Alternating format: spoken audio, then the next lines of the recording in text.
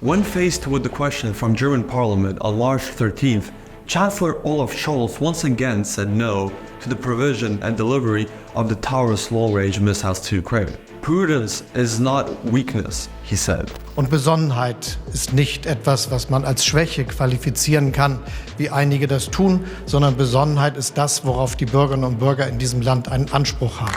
The next day, the German parliament's lower house voted against a motion to provide the long-range missiles to Kyiv for the third straight time in 2024. Ukraine's officials in May 2023 asked Berlin to provide the long-range missiles to Ukraine. They first saw hesitance and then refusal by Berlin to provide the sophisticated weapon. Almost a year since, Kyiv faces critical shortages of ammunition, including missiles and shells, which contributed to the fall of a key frontline city, Avdiivka in Donetsk Oblast, and can account for future losses on the battlefield. My name is Oleksiy Sorokin, and I'm the Deputy Chief Editor of the Kyiv Independent. And I'm here to explain why Kyiv desperately wants the Taurus missiles and why Germany isn't providing them.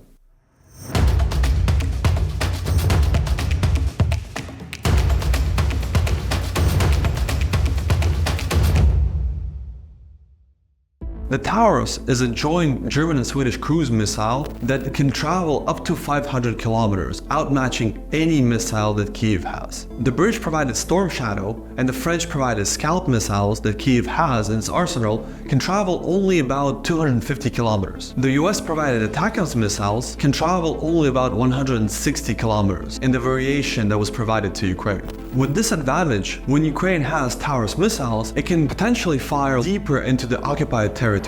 It can also potentially hit targets deep inside Russia. Once launched, it can fly at the altitude of about 35 meters, which makes it hard to detect by ground radar systems.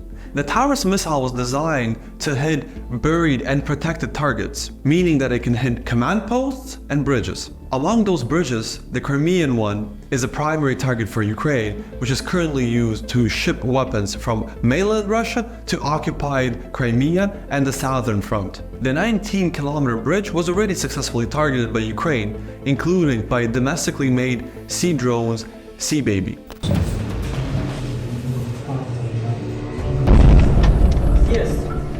The Taurus missile also has a sophisticated warhead that can be programmed to explode after hitting a target, or can be used to penetrate several layers of fortified defenses and explode only when reaching the specific target. As of now, Germany has about 600 Taurus missiles, with over 150 ready for being deployed. The air-launched Taurus missile was designed for Western planes, which Ukraine currently doesn't have. Among them is the F-16 jet and also the Swedish Gripen plane. But both planes were already tested by Ukrainian pilots. Among them, the F-16s are to be shipped to Ukraine in the near future. According to experts, the Taurus missiles won't be a game changer on the battlefield. However, it will definitely help Ukraine to replenish its stocks of depleted weapons, including the long-range missiles that Ukraine has too few of. If provided, the Taurus missile would definitely increase the options that the Ukrainian armed forces have to strike targets deep into Russian territory.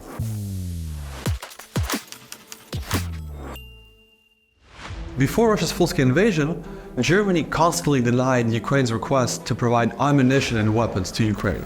After the start of the full-scale invasion, Germany became the second largest donor of Ukraine, providing the country with over $19 billion in financial and military aid, according to the Kiel Institute of the World Economy. Despite providing Ukraine with Leopard tanks and Marder infantry fighting vehicles, all those provisions were always met with delays and constant talks of escalation. It seems that the main obstacle to the fast provision of weapons from Germany to Ukraine is Chancellor Olaf Scholz.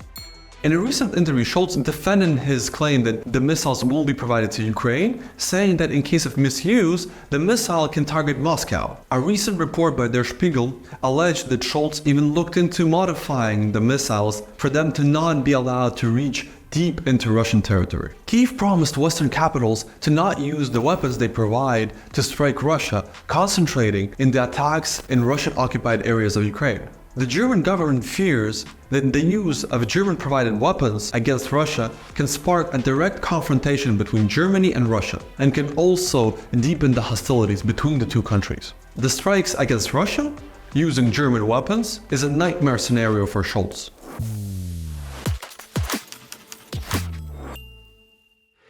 To make matters worse, Russian propaganda leaked an audio tape on March 1st in which 4 German officials discussed the hypothetical provision of Taurus missiles to Ukraine.